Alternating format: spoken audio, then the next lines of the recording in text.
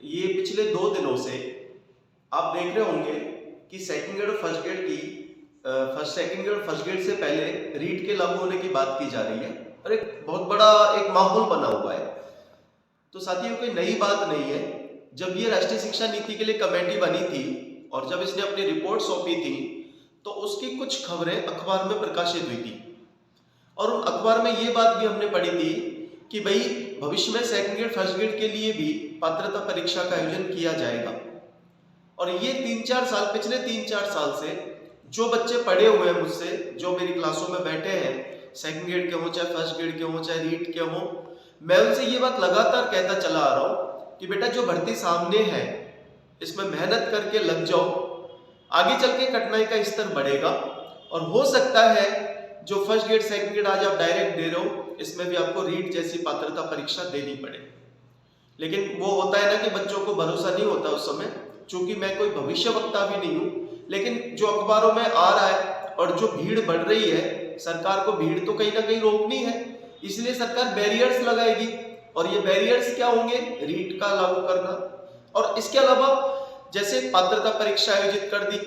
अब मेरा जो अनुमान है वो ये है कि जैसे ही सेकंड ग्रेड फर्स्ट ग्रेड में ये सरकार रीट लागू करेगी तो सेकंड पेपर जो हुआ करेगा मेंस का, वो शायद सब्जेक्ट का होगा और जो प्री होगा पात्रता के रूप में रीट होगी सेकंड ग्रेड में फर्स्ट ग्रेड में, उसका कुछ परसेंटेज मेंस के साथ जोड़ा जाएगा। ये मेरा आकलन है, मेरा अनुमान है।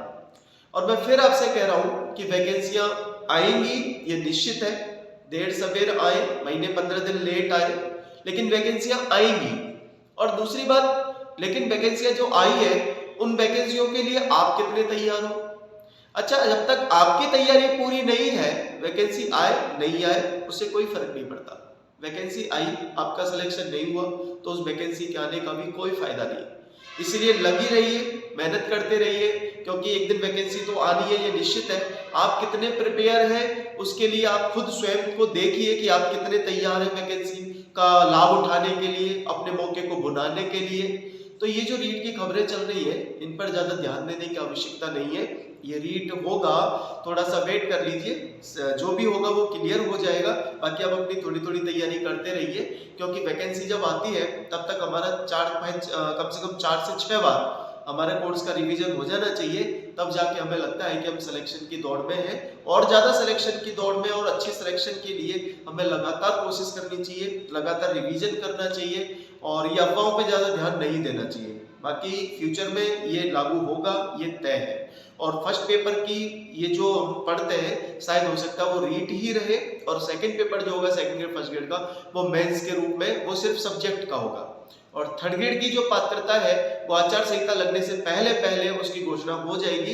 इसीलिए जो थर्ड ग्रेड की तैयारी कर रहे हैं वो अपनी तैयारी में जुटे रहिए। Thank you.